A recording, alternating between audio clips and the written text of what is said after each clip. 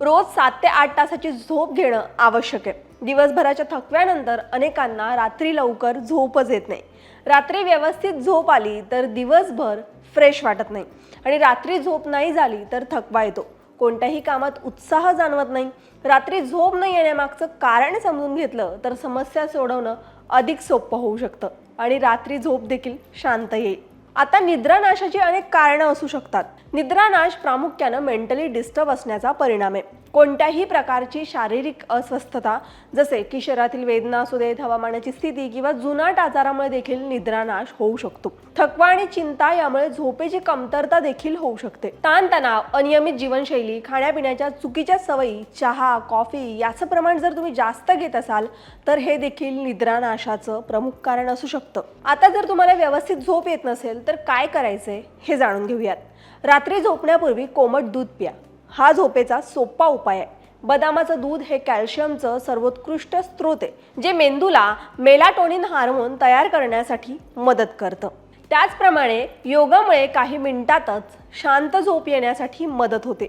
यासाठी तुम्ही अंथरुणात पडल्यानंतर योग निद्रा करू शकता. अंथरुणावर झोपून शरीराचा प्रत्येक अवयव रिलॅक्स करा. झोपण्यापूर्वी तुमच्या पायाच्या तळव्यात कोल्ड कंप्रेस म्हणजेच सेंद्रिय तिळाचं तेल चोळा. त्याचप्रमाणे जेवल्यानंतर थोडा वेळ फिरायला जा. चालल्यानं अन्न पचनासाठी चांगली मदत होते आणि झोप देखील शांत लागते. झोप येण्यासाठी योग्य उपाय म्हणजे PMR. याचा अर्थ काय होतो? प्रोग्रेसिव्ह स्नायू शिथिलता. ही युक्ती तुमच्या स्नायूंमधील तणाव कमी करण्यावर आणि त्यांना आराम देण्यावर लक्ष केंद्रित करते. हे करण्यासाठी कमीत कमी 5 सेकंदापर्यंत आपल्या भुवया शक्य तितक्या उंच हलवा आणि स्नायूंना आराम द्या. असं केल्यानं तुमच्या कपाळावर थोडा ताण निर्माण होईल. यानंतर 5 सेकंद श्वास रोखून ठेवा आणि मग आराम करा.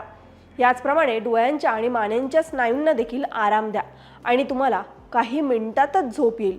शक्यतो काही योगासने करण्याचा प्रयत्न करा आणि डॉक्टरांचा सल्ला नक्कीच घ्या. हा व्हिडिओ कसा वाटला हे कमेंट बॉक्समध्ये नक्कीच सांगा आणि अजून कोणत्या हेल्थ रिलेटेड टिप्स हवेत हे कमेंट बॉक्समध्ये सांगायला अजिबात विसरू नका.